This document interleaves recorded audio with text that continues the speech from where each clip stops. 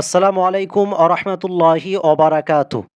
গতকাল সারাংপুর জামিয়া মিফতাহুল উলুম মাদ্রাসায় মাগরিবের নামাজের পর ছাত্ররা পড়াশোনা শেষ করে ঈশার নামাজের আগে ছাত্রদের জন্য বিরিয়ানি ও মিষ্টির ব্যবস্থা করা হয়। আপনারা দেখতে পাচ্ছেন মাদ্রাসার মুহতামিম সাহেব তিনি ছাত্রদেরকে নিজ হাতে বিরিয়ানি তুলে দিচ্ছেন এবং মাদ্রাসা খাদিমে মাতবখ তিনি ছাত্রদেরকে ২টি করে মিষ্টি দিচ্ছেন।